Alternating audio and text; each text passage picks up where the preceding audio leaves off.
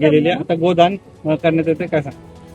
खरं तर भोसरी मतदारसंघातील सर्व दानशूर व्यक्तिमत्वांचं मानावं तेवढे आभार कमी आहेत. प्रत्येक वेळेला ज्या वेळेला महाराष्ट्रामध्ये संकट येतं त्या वेळेला भोसरी मतदारसंघातील असणारे सर्व दानशूर व्यक्तिमत्व, महेशजी लांडगे असतील, त्यांच्या बरोबर असणारे सर्व या भागातील नगरसेवक असतील, त्यांच्याबरोबर असणारे सर्व उद्योगपती असतील, ही सर्वजण, शत्रुघ्न काटेजी असतील, ही सर्व मंडळी ही सातत्याने पूर्ण महाराष्ट्रातील नागरिकांना आवश्यक असणाऱ्या जीवनावश्यक वस्तू पोहोचवण्याचं काम करतात.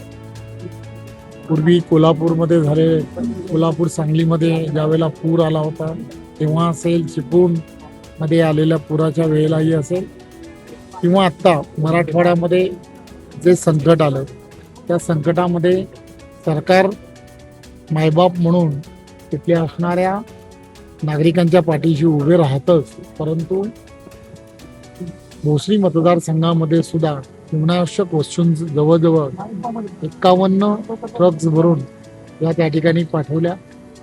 त्या ठिकाणी पशुधनही मोठ्या प्रमाणामध्ये तिथल्या शेतकऱ्यांचं मृत्युमुखी पडलं होतं आणि म्हणून तिथल्या शेतकऱ्यांना 300 गायी देण्याच्या संदर्भातला संकल्प या भोसरी मतदारसंघातील या सर्व मंडळींनी केला आणि त्यापैकी आज 106 गायी या त्यांना सुपूर्द करण्याचा आज त्यांनी कार्यक्रम केला.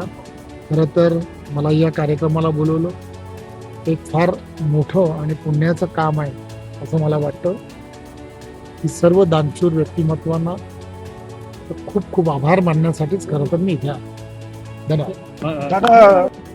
महायुतीच्या सरकारने ऑलरेडी या संदर्भामध्ये जे काही निर्णय घेतले आहेत आणि सर्व दिवाळीच्या अगोदर बऱ्याच शेतकऱ्यांच्या खात्यांवरती ऑलरेडी त्यांना जे जे आवश्यक आहेत तो निधी जो आहे तो पोहोचवला. भाजप निवडणुका एकत्र लढवणार चांगला दिवस आहे आता.